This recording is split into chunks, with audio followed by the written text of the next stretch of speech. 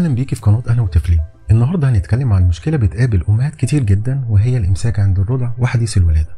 لو ابنك بقاله اكتر من يومين 3 ما عملش براز، او بتلاحظي انه بيعيط وبيتعب جامد وقت التبرز، او البراز ناشف وسميك، فده غالبا بيكون امساك. طيب امتى بنقول ان الطفل عنده امساك؟ مش كل طفل ما عملش براز يوم ولا 2 يبقى عنده امساك، لان في اطفال طبيعتهم كده. لكن اللي بنقلق منه فعلا ان لو جات له حاله من الحالات اللي انا هقولها دلوقتي.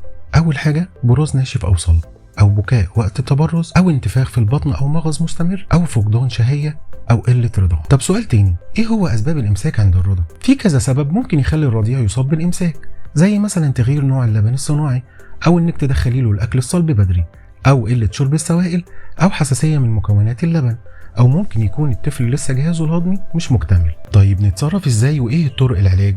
اهم حاجه تطمني ان الامساك عند الرضع بيتعالج بسهوله جدا لو عرفنا السبب. لو ابنك بيرضع طبيعي، زودي عدد الرضعات، لبن الام فيه مكونات طبيعيه بتلين البطن.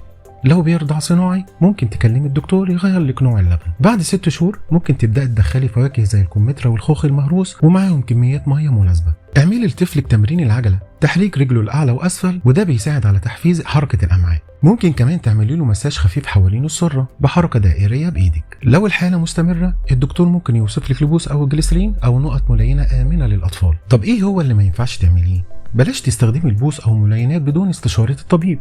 ما تحاوليش تحفزي الطفل على التبرز بطرق تقليديه زي الترمومتر، لانها ممكن تسبب اصابه. ونصيحه اخيره ليكي، ما تقلقيش، الامساك مشكله شائعه وبتتحل بسهوله، بس دايما تابعي طفلك ولاحظي اي تغيير، وسجلي استجابات جسمه لوصفات الدكتور. طبعا كل المعلومات اللي في الفيديو لاغراض توعويه فقط، ولا تغني عن استشاره الطبيب المختص. لو عجبك الفيديو ما تنسيش تعملي لايك وتشتركي في القناه وتفعلي الجرس علشان يوصلك كل جديد، واكتبي لنا في الكومنتات حليتي ازاي مشكله الامساك مع ابنك.